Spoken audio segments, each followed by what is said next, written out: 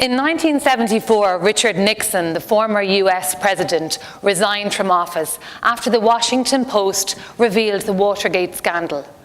Watergate showed America, and indeed the rest of the world, just how powerful the media can be.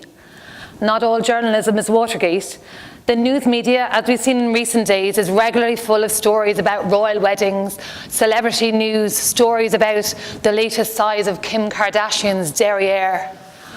But in its ideal form, journalism acts as a watchdog in the public interest, holding those in power to account, shining a light in dark places. In Ireland, the exposure of Father Brendan Smith led to the collapse of a government, and it opened the floodgates for widespread revelations about the abuse that was taking place in the Catholic Church. But who are the journalists doing these stories? And what do journalists need in terms of support to fulfill this public duty responsibility? My PhD looks at freelance journalists. Why? Because there are more freelance journalists working in journalism today than ever before. A UK study recently found an increase of 67%, with some 35% of the journalists in the UK identifying as freelancers. However, and I know this having worked as a journalist, working conditions are becoming increasingly precarious, more market-driven, where journalists are expected to work more for less.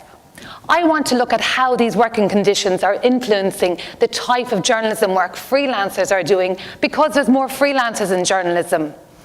To date, I have interviewed 20 freelance journalists working in the Republic of Ireland. They've all spoken to me about their work in terms of limitations and constraints around time and resources.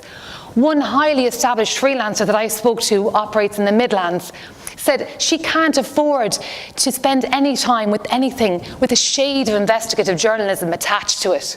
She says this is heartbreaking and soul-destroying, especially when somebody comes and entrusts her with important information. This is very much reflective of some of the other interviewees that I spoke to, when they said they simply do not have the resources or the time, and they are scared to pursue certain stories. Other freelancers are concerned about the threat of legal action and worried if media organisations will support them if they pursue certain type of stories. So if freelancers are not in fact free to do this type of journalism, what does it mean for journalism? What does it mean for democracy? What does it mean for you and me? Society needs good journalism. Democracy needs informed citizens. Journalists must continue asking the difficult questions, shining the light in dark places to expose the truth, because surely that's what we all want.